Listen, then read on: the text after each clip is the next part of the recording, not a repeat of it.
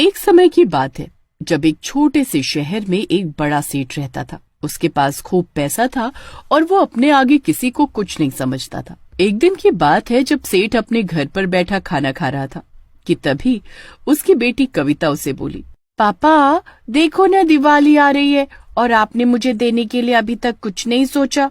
अरे बेटी, तू मेरी इकलौती औलाद है। बस इस बार बढ़िया मुनाफा हो तो मैं तुम दोनों को सोने का हार दिलवाऊंगा। कांतिलाल की इस बात से माँ बेटी दोनों ही बड़ी खुश हो जाती हैं। तभी बाहर से एक गरीब आदमी रोता हुआ अंदर आता है। सेठ जी जल्दी चलिए। अरे क्या आफत आ गई? क्यों मेरे घर मुंह उठाकर चला आया है? सेठ जी, जो पटाखे हम लोग बना रहे हैं उसमें खतरनाक केमिकल है। कितने लोग हॉस्पिटल पहुंच गए हैं और उनको सांस लेने में दिक्कत हो रही है। आप चलिए ना, उन लोगों को चलकर एक बार देखिए। अरे तो इसमें मैं क्या कर सकता हूँ? पटाखे का काम ही ऐसा है। अब सबकी बीमारी का मैंने कोई ठेका नहीं ले रखा है। मुझे क्या पता किस वजह से हुआ है ये। नहीं सेठ जी, मैं झूठ नहीं बोल रहा। पटाखों के केमिकल से ही हुआ है। डॉक्टर साहब खुद बोल रहे हैं। अरे ये तुम लोगों की पैसे ऐंठने की तरकीब है। चलो अब मेरा वक्त बर्बाद मत करो, मुझे खाना खाने दो और निकलो यहाँ से। हरिया कांतिलाल के आगे खूब गिड़गिड़ाता है पर उसे उस पर जरा भी तरस नहीं आता और वो हरिया को खरी खोटी सुनाकर वहाँ से निकाल देता है। उसके बाद हरिया रोता हुआ हॉस्पिटल जाता है जहाँ उसका खुद का सगा भाई और पिता भी एडमिट होते हैं। 2-3 दिन में सब लोगों की हालत इतनी बुरी हो चुकी होती है कि एक एक कर सब मर जाते हैं। कितने लोगों के घर बर्बाद हो जाते हैं। कांतिलाल को उस वक्त भी अपने नुकसान की चिंता होती है बस। अरे ये लोग तो त्योहार के वक्त ही लुढ़क गए। मेरा तो कितना नुकसान हो जाएगा। कुछ तो करना पड़ेगा। जल्दी और कारीगर देखने होंगे, वरना इस साल जो अपनी बीवी और बेटी को सोने के हार दिलवाने का वादा किया है वो बस वादा ही रह जाएगा। कांतिलाल जल्द से जल्द अपनी फैक्ट्री के आगे बोर्ड लगवाता है कि उसे पटाखे बनाने वाले कारीगरों की जरूरत है। बोर्ड देखकर अगले ही दिन उसके पास बहुत सारे आदमी और औरत पहुंच जाते हैं। सेठ जी, हमको काम की बहुत ही जरूरत है। अरे पर तुम सब एक साथ कैसे? एक दूसरे को जानते हो क्या? हाँ, हम सब एक ही गांव से हैं ना, तो सब एक दूसरे को जानते हैं। शहर में सब साथ ही आए हैं काम की तलाश में। मैंने आपकी फैक्ट्री के आगे लिखा हुआ देखा कि आपको कारीगरों की जरूरत है, तो बस मैं सबको अपने साथ ले आया। अरे ये तो तुमने बहुत ही बढ़िया काम किया है। चलो मैं तुमको अच्छे से काम समझा देता हूँ और फिर तुम कल से काम शुरू कर देना। अरे आप हमें काम मत समझाइए, हमने पहले भी पटाखे बनाने का खूब काम किया है, इसलिए हमें सब आता है। अरे ये तो बढ़िया बात है। चलो अच्छा है, अब तुम सबको सिखाने में समय बर्बाद नहीं होगा। बस एक दिक्कत है सेठ जी। कैसी दिक्कत? वो हमारा परिवार गांव में है ना, तो रोज हमको वहाँ जाना भी होगा। तो हम रात को काम कर सकते हैं, सुबह होते ही गांव से चले जाएंगे और शाम को फिर आ जाएंगे। हाँ ठीक है, मुझे कोई दिक्कत नहीं, जैसा तुमको ठीक लगे। बस फिर कांतिलाल बड़ा खुश होकर घर चला जाता है। उसको तो बैठे बिठाए सारी समस्या का हल मिल जाता है। उसके बाद सब लोग फैक्ट्री में पटाखे बनाने का काम करने चले जाते हैं। जैसे ही वो अंदर जाते हैं वैसे ही सबके सब भूत और चुड़ैल में बदल जाते हैं। अब बताएंगे इस कांतिलाल को। इस कांतिलाल को तो हम पर शक ही नहीं हुआ। होगा भी कैसे? हम अपने पहले वाले चेहरों के साथ उसके सामने थोड़ी आए थे। हाँ, उसके पास तो हम शक्ल बदल कर गए। उसको ना हम पर शक हुआ और ना आगे होगा। बस हम जो करने आए वो अच्छे से करें और बस हमारा मकसद पूरा हो जाए। अच्छे से नहीं, खराब तरीके से काम करने आए हैं हम। ये बात सुनकर सब भूत और चुड़ैल जोर जोर से हंसने लगते हैं। उसके बाद एक चुड़ैल अपने जादू से वहाँ पटाखे बनाने का नकली मसाला ले आती है। ये आ गया हमारा स्पेशल मसाला, अब हम इसी मसाले से सारे पटाखे बनाएंगे। और सब पटाखे बनाकर उनको डब्बे में पैक करके रख देते हैं। सुबह होते ही सब अपने अपने इंसानी रूप में आ जाते हैं और जब सेठ वहाँ आकर इतने सारे पटाखे देखता है तो उनके काम से बड़ा खुश होता है। अरे वाह, तुम लोगों ने तो रातों रात में काफी पटाखे बना दिए। मुझे तो इतने की उम्मीद ही नहीं थी।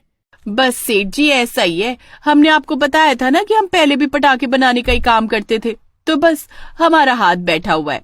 हाँ, और इसीलिए हम इतना फटाफट पटाखे बना। सब लोग वहाँ से चले जाते हैं और उनके जाते ही कांतिलाल पटाखों के डब्बे ट्रक में भरवाकर सप्लाई करने का काम शुरू कर देता है।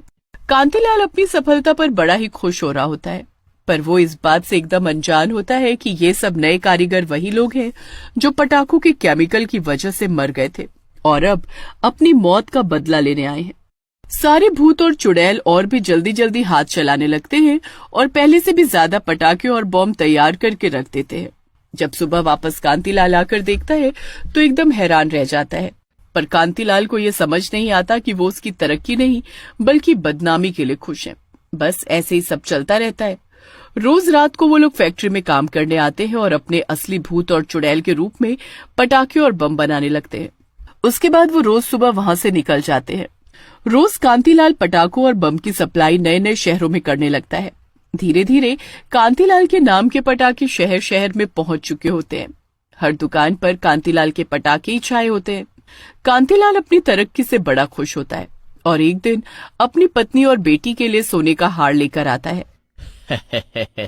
ये देखो, मैं ले ही आया तुम दोनों का दिवाली का तोहफा। अरे वाह, जल्दी दिखाओ ना। हाँ हाँ, थोड़ा सब्र करो। कांतिलाल जल्दी से दोनों को उनका सोने का हार देता है, जिसे पहनकर दोनों बड़ी ही खुश होती हैं। आप बहुत अच्छे हो पापा। हाँ, सच में। बस इस साल मेरे नए कारीगरों का कमाल है। पता नहीं कैसे जादू से रातों रात इतने सारे पटाखे और बम बना देते हैं कि बस मैं तो हैरान ही रह जाता हूँ। 1 महीने के अंदर अंदर उन्होंने सालों का काम कर डाला। एक एक शहर में और एक एक दुकान पर कांतिलाल के पटाखों की धूम है। अजी देखना, इस साल दिवाली पर आपके पटाखे पूरे आसमान को जगमगा रहे होंगे। हाँ पापा, माँ सही कहती है और मेरे दोस्तों को मैं गर्व से बताऊंगी कि ये सब पटाखे मेरे पापा की फैक्ट्री के हैं। बिल्कुल ऐसा ही होगा और इस दिवाली पूरे देश में मेरा ही नाम होगा। बस 2 दिन की बात और सही। देखते ही देखते दिवाली भी आ जाती है। सब लोग अपने अपने घरों में दिए जला रहे होते हैं। उसके बाद सब कांतिलाल के पटाखे जलाने लगते हैं, पर कोई भी पटाखा फूटता ही नहीं। अरे माँ, देखो ना, ये पटाखे तो फूट ही नहीं रहे। हाँ, मेरे भी पटाखे नहीं फूट रहे। और मेरे भी। अरे, लगता है ये सब पटाखे और बम नकली है, नकली। देखो ना, सब के सब जलाकर देख लिए, पर एक भी नहीं जला। मैं तो कल दुकानदार के पास जाऊंगा और उससे अपने सारे पैसे वापस लूंगा। अब सभी लोगों के साथ ऐसा ही हो रहा होता है। हर शहर, हर गांव में सब लोग परेशान होते हैं क्योंकि कांतिलाल की कंपनी का एक भी पटाखा या बम जलता ही नहीं है। सब लोग गुस्से में उसे गालियां देने लगते हैं।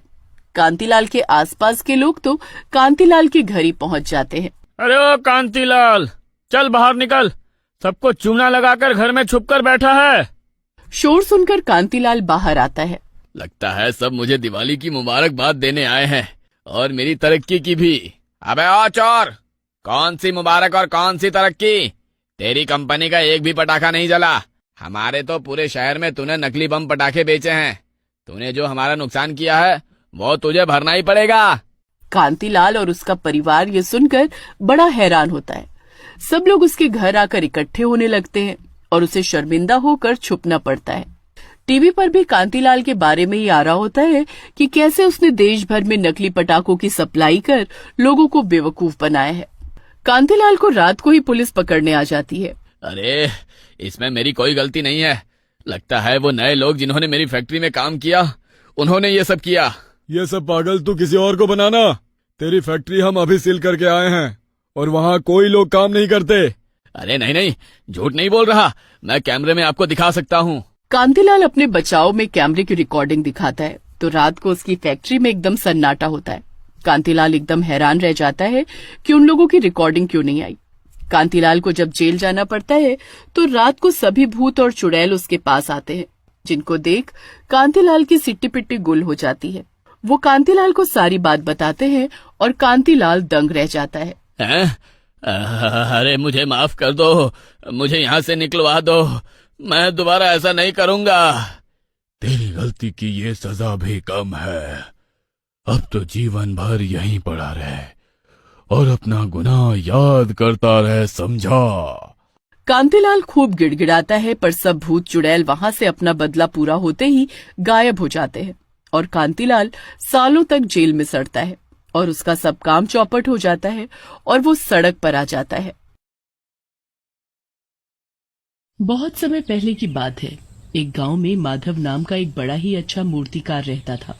वो बहुत ही सुंदर मूर्ति बनाता था, पर गांव में उसकी मूर्ति के कोई खास अच्छे दाम नहीं मिलते थे। एक दिन वो सब कुछ छोड़ छाड़ कर शहर चला जाता है।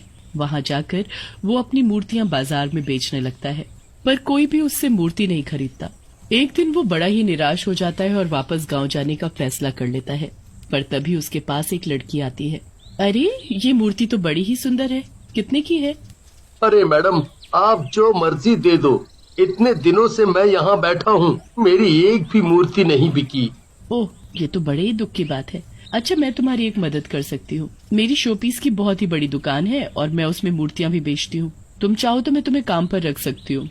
दुकान के नीचे गोदाम है, तो तुम वही मूर्तियाँ बनाना और मैं उन्हें अपनी दुकान में बेच दूंगी। ये तो बड़ी अच्छी बात है मैडम जी। आपका ये एहसान मैं कभी नहीं भूलूंगा। बस फिर सीमा माधव को काम पर रख लेती है और माधव उसी दुकान के नीचे बने गोदाम में मूर्ति बनाना शुरू कर देता है। सीमा काफी अच्छे दामों में माधव की बनाई मूर्तियां अपनी दुकान पर बेचने लगती है। उसकी बनाई मूर्तियों की डिमांड काफी ज्यादा बढ़ने लगी थी। एक दिन सीमा की दुकान पर एक सेठ आदमी आता है। ये मूर्ति तो बड़ी ही सुंदर है और मैंने काफी सुना है आपकी दुकान की मूर्तियों के बारे में। जी शुक्रिया। बताओ, मैं आपके लिए कौन सी मूर्ति पैक कर दूं? मुझे एक बहुत ही सुंदर और सबसे अलग मूर्ति चाहिए। ऐसी मूर्ति जो पूरे शहर में किसी के पास ना हो। मैं उसके लिए तुम्हें कोई भी कीमत देने को तैयार हूँ, पर बस तुम मुझे ऐसी मूर्ति बनवा कर दे दो। जी बिल्कुल। माधव पीछे खड़ा सेठ और सीमा की बातें सुन रहा होता है। उसे उनकी बात सुनकर मन में लालच आ जाता है। मेरी बनाई मूर्तियाँ मैडम इतने अच्छे दामों में बेच रही हैं। सारी मेहनत मेरी और कमाई ये, मैं ऐसा नहीं होने दूंगा। पर मैं करूं भी तो क्या? शाम को जब सीमा दुकान बंद करके जाने लगती है, तब माधव वहाँ आकर सीमा से बात करता है। हाँ माधव, बोलो, क्या बात है? मैं अब अपनी मूर्तियाँ इतने कम दाम में नहीं बनाऊंगा। कम दाम? मैं तो तुम्हें अच्छे खासे पैसे देती हूँ माधव। नहीं, मैंने आपकी सारी बातें सुन ली हैं। मुझे आधा मुनाफा चाहिए बस। तुम ऐसे कैसे कर सकते हो? मैंने पहले ही साफ साफ बात की थी। मैंने तुम्हें रहने की जगह दी, काम दिया, और तुम आज ऐसे कर रहे हो। आखिर इस दुकान का किराया, गोदाम का किराया, बिजली का खर्च, सबकी सैलरी और जाने कितने खर्चे निकालने होते हैं मुझे। सीमा अपनी बात बोलकर घर चली जाती है, पर माधव के दिमाग में तो कुछ और ही चल रहा होता है।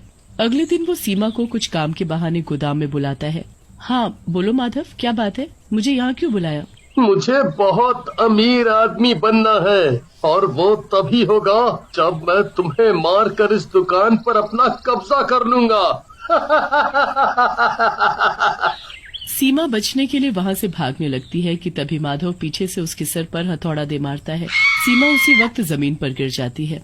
उसके सर से खून बहने की वजह से उसी वक्त उसकी मौत हो जाती है। माधव को समझ नहीं आता कि वो सीमा की लाश को कहाँ ठिकाने लगाए। वो वहाँ पड़ी मिट्टी को सीमा के ऊपर अच्छे से लगाकर एक मूर्ति तैयार कर देता है। वो मूर्ति बेहद ही खूबसूरत बनती है। अरे वाह, क्या मूर्ति बनी है! ऐसी मूर्ति तो मैंने आज तक नहीं बनाई। अब इस मूर्ति को मैं यहीं रखता हूँ। किसी को कभी पता नहीं चलेगा कि वो सीमा मैडम कहाँ गईं। और अगर किसी ने मुझसे पूछा तो मैं बोल दूंगा कि वो कोई काम से कुछ महीनों के लिए बाहर गई हैं और दुकान की जिम्मेदारी मुझ पर छोड़ गई हैं। अगले दिन से माधव सीमा की जगह दुकान संभालने लगता है। पर फिर एक दिन जब वो मूर्ति बना रहा था तो अचानक वहाँ की लाइट बंद हो जाती है। उसके बाद उसे पीछे से किसी के हंसने की आवाज आती है।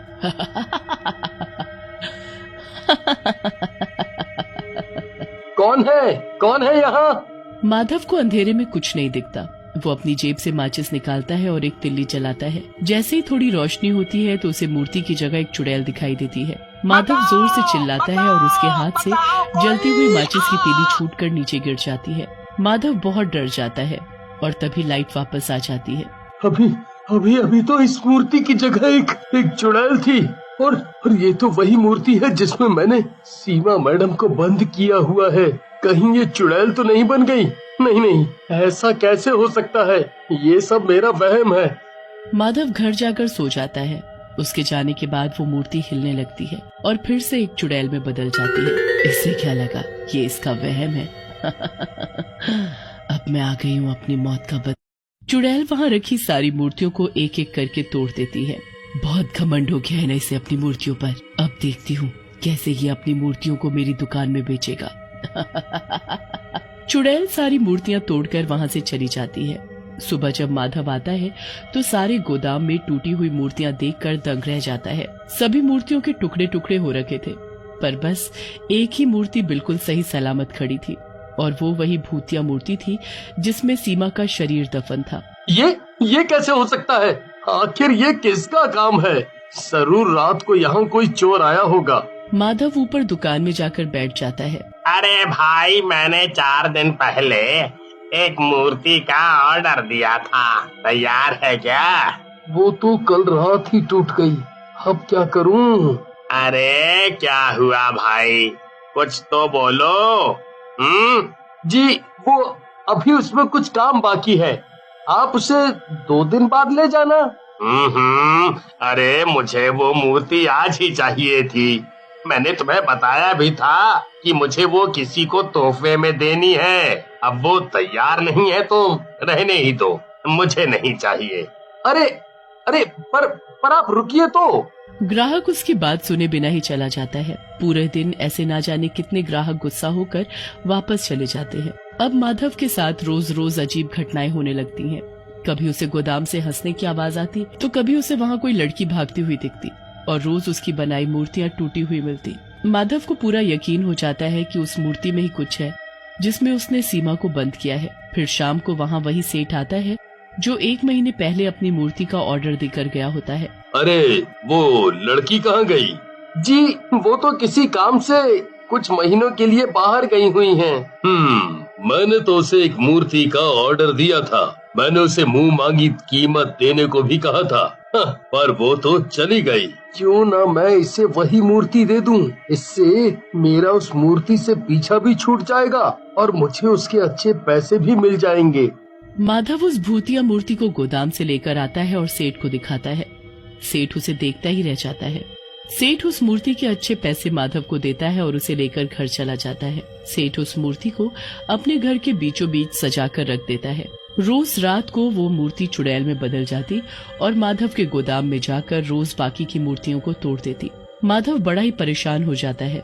उसकी मूर्ति पूरी होने से पहले ही टूट जाती और ऐसे उसका काम धीरे धीरे कम होने लगता है। एक दिन उस मूर्ति की आंखों से खून के आंसू निकल रहे होते हैं। जैसे सेठानी वहाँ से गुजरती है तो उसकी नजर उन आंसुओं पर पड़ती है। अरे ये क्या लग गया इस पर? ऐसा लग रहा है जैसे इस मूर्ति के खून के आंसू निकल रहे, पर ऐसा कैसे हो सकता है? ये जरूर बच्चों की शरारत है। सेठानी उस मूर्ति के आंसू पोंछकर वहाँ से चल देती है। अगले दिन जब वो फिर उस मूर्ति को देखती है तो फिर से उसकी आंखों में खून के आंसू होते हैं। वो फिर साफ कर देती है, पर ऐसा रोज रोज होने लगता है। फिर रात को जब सेठ जी वहाँ से गुजर रहे होते हैं तो देखते हैं कि मूर्ति गायब है। वो पूरे घर में शोर मचा देते हैं। सब लोग उस मूर्ति को ढूंढते हैं पर मूर्ति कहीं नहीं मिलती। पर जब सुबह सब उठते हैं तो मूर्ति अपनी जगह पर ही होती है। ऐसा हर रात होने लगता है। मुझे तो इस मूर्ति में कुछ गड़बड़ लग रही है। इस मूर्ति की आंखों से खून के आंसू निकलते हैं और ये रात में गायब होकर सुबह वापस आ जाती है। हमें इस मूर्ति को तोड़ देना चाहिए, बस यही तरीका है इससे छुटकारा पाने का। सेठ एक हथौड़ा लाता है और उस मूर्ति पर दे मारता है। उस मूर्ति से खून बहने लगता है और फिर उसके अंदर से एक कंकाल बाहर निकलता है। हे भगवान, ये क्या है? ये तो किसी का कंकाल है। तभी उस टूटी मूर्ति से धुआं उठता है और वहाँ चुड़ैल आ खड़ी होती है। चुड़ैल, ये तो चुड़ैल है। मैं सीमा हूँ, वही सीमा जिसकी दुकान से तुमने ये मूर्ति खरीदी और ये मेरा ही कंकाल है। पर सीमा तो कहीं बाहर गई हुई है, ऐसा उस माधव ने मुझे बताया। झूठ बोल रहा है वो। उसने मुझे मारकर एक मूर्ति में बदल दिया ताकि वो मेरी दुकान पर कब्जा कर सके। आज तुमने इस मूर्ति को तोड़कर मुझे मुक्ति दे दी, पर मेरी आत्मा को तब तक शांति नहीं मिलेगी जब तक मैं उस माधव से बदला नहीं लूंगी। हे भगवान, उस माधव ने एक लड़की के साथ इतना बुरा किया। मैं उसे उसके किए की सजा दिलवा कर रहूंगा। नहीं, उसे तो मैं मारकर खुद सजा दूंगी। उसकी सजा तो मौत से भी बदतर होनी चाहिए। उसे तो जिंदगी भर जेल में सड़ना चाहिए। हाँ, बिल्कुल सही कहा आपने। अगले दिन सेठ पुलिस को सारी बात बताता है। पुलिस छानबीन करती है तो माधव का सारा सच सामने आ जाता है। उसे उम्र कैद की सजा मिल जाती है और सीमा को इंसाफ और मुक्ति।